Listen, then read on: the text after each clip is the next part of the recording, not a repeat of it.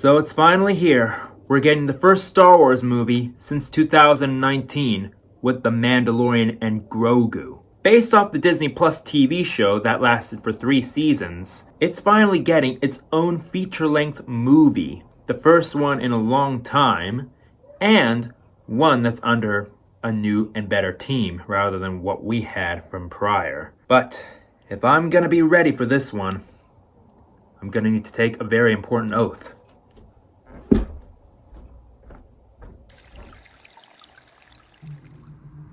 I swear on my name, and in the name of the ancestors, and all those reviewers before me,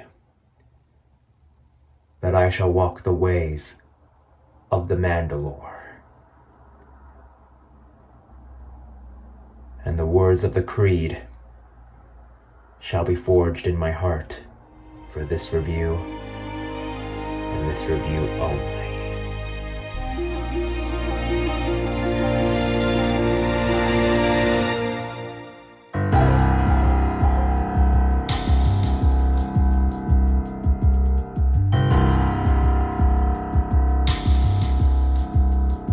This is the way.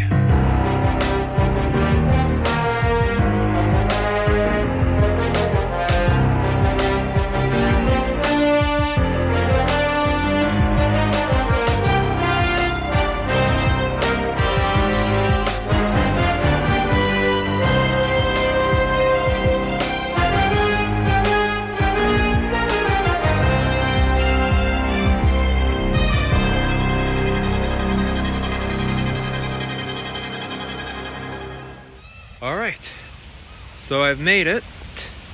Now it's time to see the first Star Wars movie since 2019. Alright, I have a feeling this one will be really good. Even with Season 3's flaws, I still think The Mandalorian was one of the best Star Wars TV shows in live action for Disney Plus. So, let's go inside, shall we? Never entered as a Mandalorian before, let alone a temporal one, but hopefully they don't mind. Okay, now I'm all set and ready. So now, let's go back to a galaxy far, far away, because this is the way.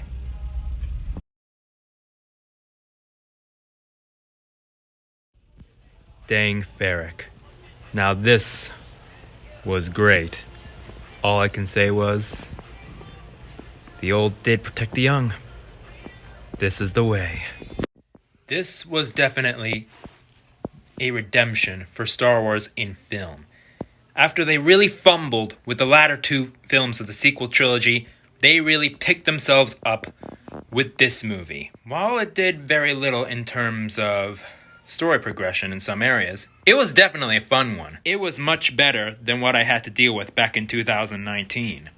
So if you haven't seen it yet, I highly recommend you do so, because this was a vast improvement over what we saw in the 3rd and final season, even if there were parts of it that were enjoyable. And while you're at it, make sure you walk the way and wear a Mandalorian helmet if you want to lock in with the movie.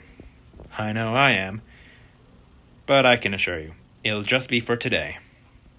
So, as we all know, this is the way.